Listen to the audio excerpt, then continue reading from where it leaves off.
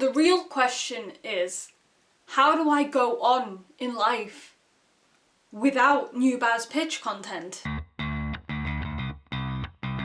Hello everybody, it is Katie here. Can you believe we are finally at the conclusion for the Simon Snow trilogy? A journey that started 6 years ago. We made it, guys.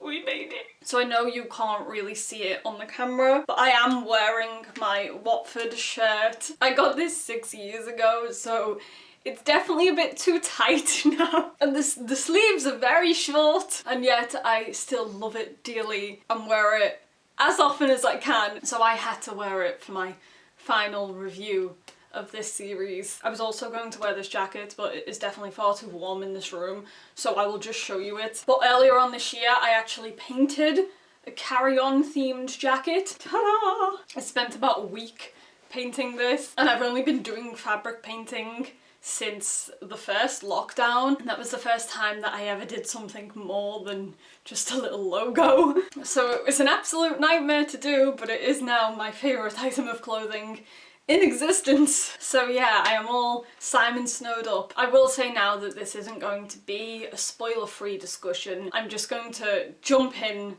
and discuss everything I can think of. But for those of you who haven't yet read the book, just know that I absolutely adored this final story. Like all of Rainbow's books, it's not a typical happily ever after. It's not a conclusion that is perfectly wrapped up in a neat little bow. There are still things that the characters will have to work through off the page, but that's one of the things that I've always loved about Rainbow's books anyway, is that despite it being a fantasy book, it's still realistic. It is exactly what you'd expect from a bunch of young adults who have been heavily traumatized by the events that have gone on in their lives. So it was as close to perfect as it could be for them. It did answer some of the questions that we've had from the very first book. It may have created new questions that I'd still like answers to, but probably won't ever get. It was a lot of fun, it was very character-based. I just enjoyed it so much, and my heart is very full. There are moments in this book that I'm going to be screaming about for years to come. So yeah,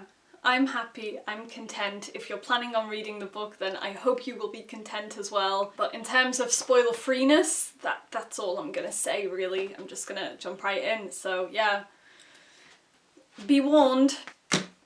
So it was my birthday back in June, and my wonderful friend Jasmine pre-ordered the special Waterstones edition of the book. So it's got the pretty edges, it's signed, and it has the most adorable character art inside. Look at how good they look, please. So it's no secret that Carry-On is absolutely one of my favourite books of all time. So it's no surprise that this was the most anticipated book of the year for me. And here it is. I can't believe it's over. I'm just very emotional. So you guys know by now that my discussion videos are always a complete mess, and I will just ramble on about whatever comes to mind. So let's just jump right in at the very beginning of the story. The cliffhanger ending in Wayward Son has given me stress for the past 2 years. Ending it by saying that Watford was under attack, the thoughts that went through my mind. I expected this book to open with like all-out war, with the school burning down, with people dying. I was going through all the possible people who could have attacked the school. Was it vampires again? Was it something else? Had that weird order of vampires from America randomly transported to England and were taking all of their grievances out on Watford? I didn't know. I had no idea. But then, Anyway the Wind Blows starts as calmly as it possibly could. Here was me expecting this big opening battle. And no, we're just calmly back in England. And it turns out the attack on Watford was actually just Fiona breaking into the headmistress's office, trying to get her sister's old family ring. Rainbow Rowell put me through all of that stress for Fiona to be stealing a ring. That's just so perfectly Rainbow. I don't know why I expected anything differently. So assuming that everyone here has already read the book, I'm not going to break the plot down scene by scene and go over everything that we've all read. Instead, I'm just going to jump straight in at discussing the characters and their journeys in this book. So let's start with Simon and Baz. Oh my god, these boys, they're not even boys anymore, really. They're young men. These young men have been through so much and have put me through so much. So my biggest issue with Wayward Son was the lack of communication between Simon and Baz. I wanted to bash their heads together so much during that book, but I absolutely understood why they were that way. Baz was walking on eggshells because he didn't want to do anything that would cause further harm to Simon. And of course, Simon was just confused about everything and didn't really know how to project his feelings. And so they were both worried but didn't open up to each other about those worries, and it created this whole angsty mess. So for the first 60 to 80 pages, we deal with some more of that, and it finally comes to a head in an argument after Simon decides to just up and leave, get his own flat with the money that he's inherited from the mage. That argument that they have in Simon's flat ripped my heart open. Oh my god. See, when it comes to Simon and Baz, they always say things that are absolutely hilarious, especially Baz. And so here I am reading this heartbreaking argument, and then Baz would say something that would make me let out a quick laugh, and then I'd go straight back to crying. It was just a whirlwind of emotions. Nobody knows how to write angst quite like Rainbow Rowell. Even her angst is perfection. So as painful and as heartbreaking as this confrontation between them was, it finally creates a turning point for Simon and Baz. After that moment, Simon comes to visit Baz and they have a proper, genuine conversation where they share their feelings, and Simon realizes that he's not really trying to prolong this relationship, but he wants to, and he tells Baz that. And from that point on, they have this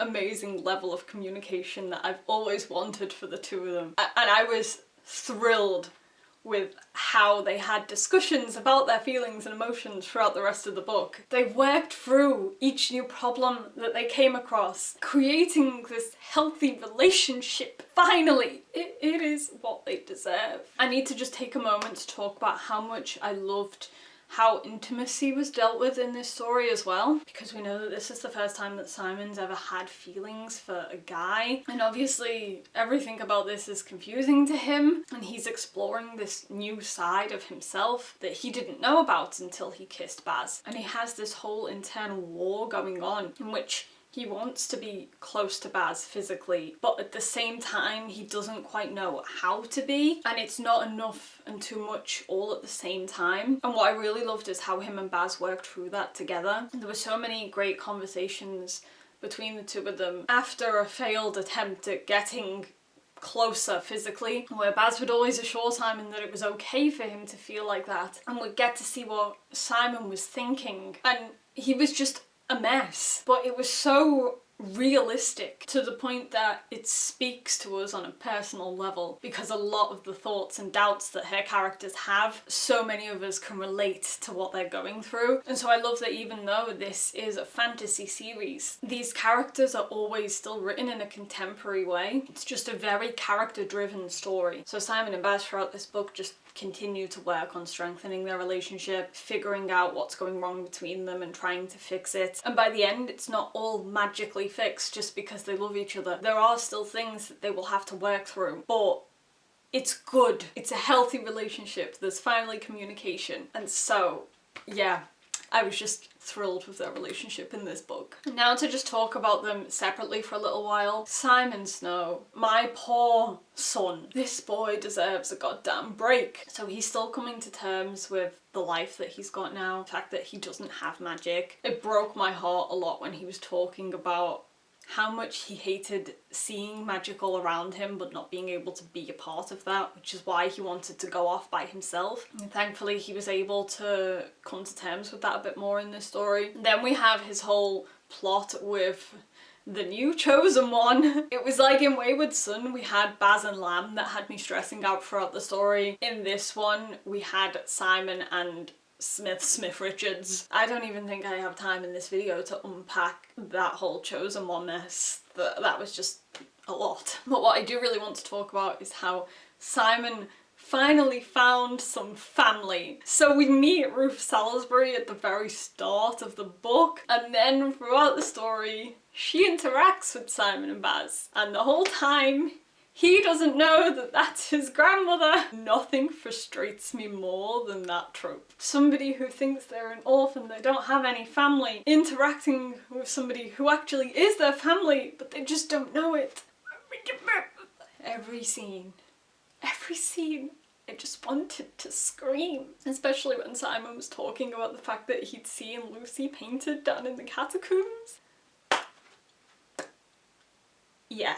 But by the end of this book, Simon does find out, because he's able to pick up the family sword, and so that's how they find out, and it's all wonderful and emotional, and I was crying. And then you had Lucy's candle finally going out. It was just such a raw scene. So we get that big mystery regarding Simon's family answered for us. He gets reunited with his relatives, but even by the end of the story we still have a lot of uncertainties, as does Simon as well. He knows the mage is his dad now. He killed him. That's gonna bring this whole new wave of emotions for him to deal with. I still have a bunch of questions with regards to Simon and his family, and just, will he ever get his magic back? Because that's still something that there were different hints about throughout the story. We had Penny's mum doing tests on Simon, trying to determine whether he was a dead spot, whether something was blocking his magic. And we know that two people with magic who have a child can't have a child that doesn't have any magic at all. That's mentioned in the book. Is he just like Jamie, in which he doesn't have that much magic? I have so many more questions that I'm not going to get answers for. So before I waffle on too much, I want to move on to Baz. Baz's pitch is absolutely one of my favourite fictional characters of all time. I just adore him. And as much as I love Simon and Penny and everybody else, Baz is the reason why this series is so close to my heart.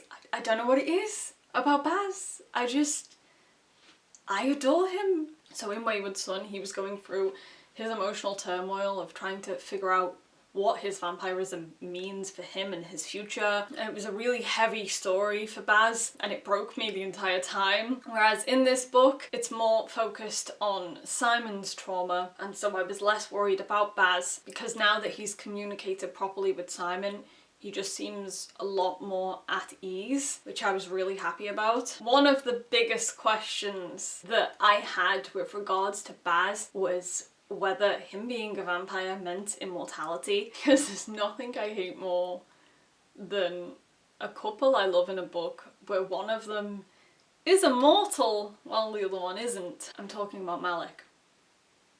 Yeah, there's nothing more heartbreaking than that. So the question of whether he was immortal was a big one for me, and I desperately wanted it answered, and the closer we got to the end of the book, the more stressed I was, because I was like, there's no time here to deal with that. Turns out there was time. It was just thrown in really quickly as a little one-off comment that didn't answer everything, but gave us enough information. So basically we find out that Fiona is in love with Nico and they're going to get married. Good for them! But at the end of the story, Nico is in the flat when Baz goes home, and he mentions the fact that Fiona has him on a vegan diet, so he's only eating squirrels and other things that he can hunt for, just like Baz. And he makes a very casual comment about the fact that he will now age. I've never been happier than I was in that moment, let me tell you. So it hits us at the same time it hits Baz. So it seems as though the immortality side of vampirism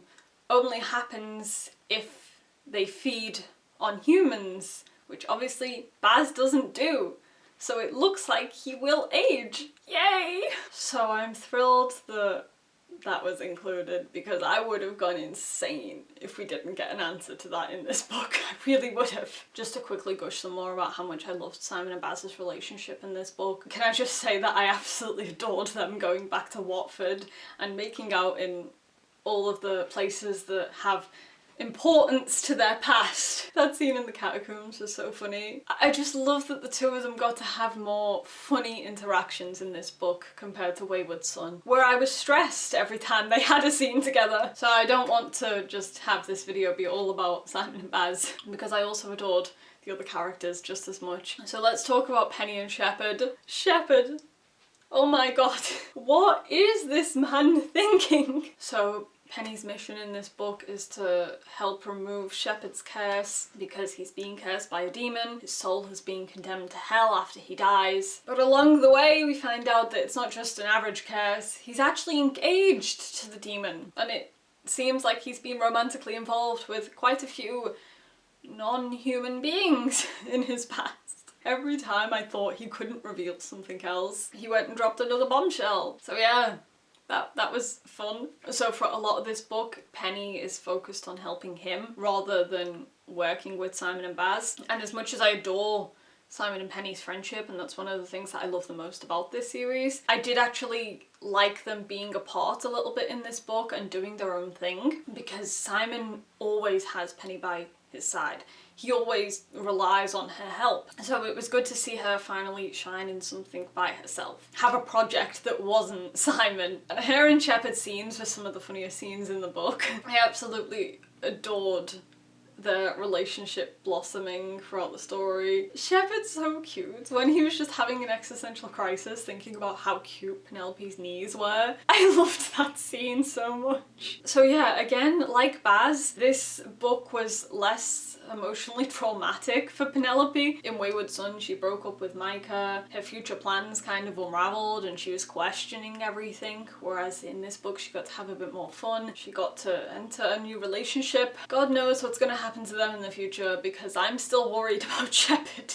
But yeah, it was just nice to see her having fun with somebody new, and I loved her conclusion in this book because it's kind of open-ended in that we know what she's planning to do in her immediate future, but we don't know what she's going to do long term. We don't know how things are going to go for her and Shepherd, so we can kind of just make up our own minds on what's going to happen. So I want to move on to another one of my favourite aspects of this story, and that is Agatha. So I've said before in my other videos that the first time I read Carry On, I didn't really like Agatha that much. She was probably my least favourite part of the story, but then when I reread the book a couple of years later, I completely fell in love with her that time around. And in Wayward Son, I really loved her determination to try and break away from the magical world. I loved how even though she was the perfect poster girl for everything the magical community stands for, that she didn't want to be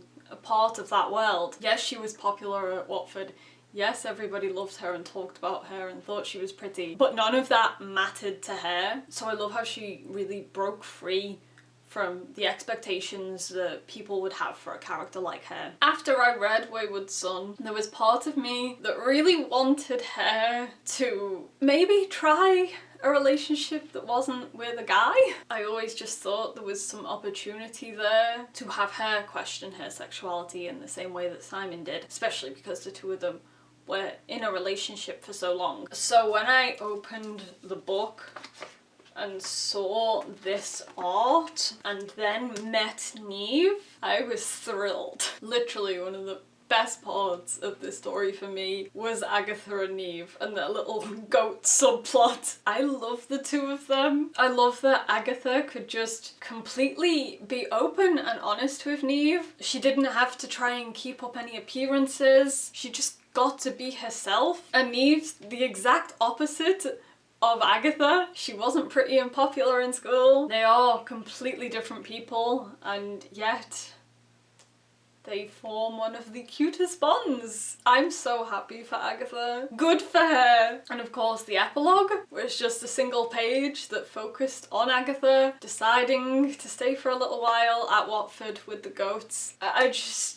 can't even tell you how much I loved that part because I just couldn't have predicted that she would have stepped into the role that Eb played in Carry On, and yet it just makes perfect sense. That epilogue kind of made it feel like there was more of Agatha's story to potentially tell in the future, and I know at that point it's kind of left up to us to decide what she does, but it's also left in a way that, you know, potentially there could be a spin-off about Agatha and Neve and the goats.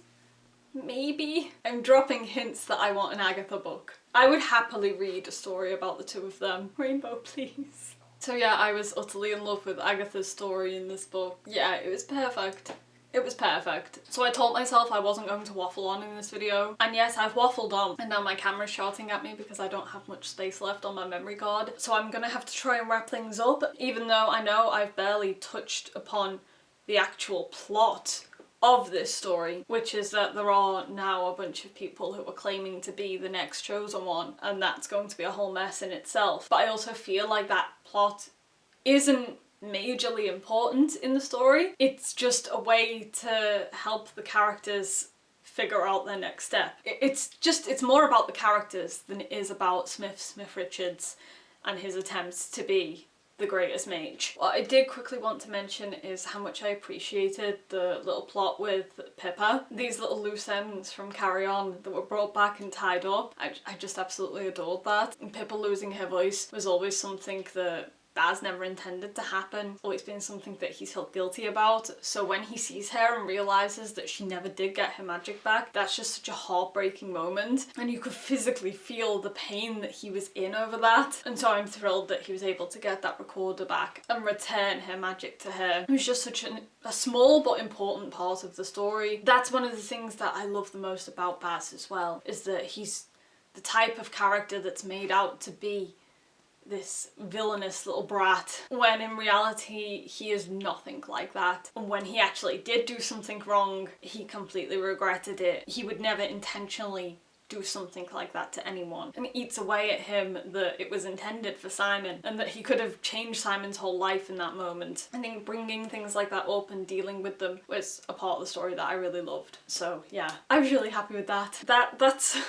That's all I'm going to talk about for now. God knows there's so many more things that I would love to discuss, but I just don't have time in this video. If you would like to scream about your thoughts on this story, then please feel free to do so down in the comments, because I will happily discuss every little aspect of this book, because there's just so much. So much.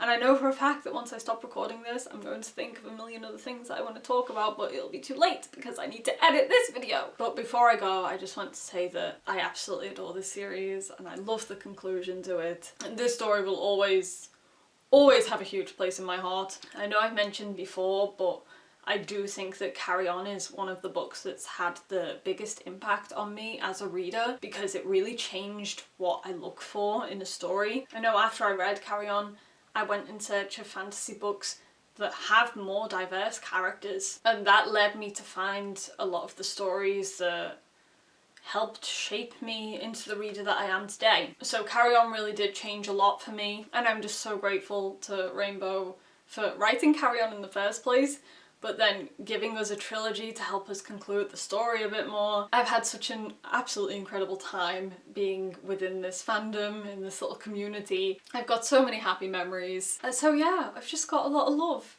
in my heart. Share with me all of your thoughts on this book. I will see you next time. Bye!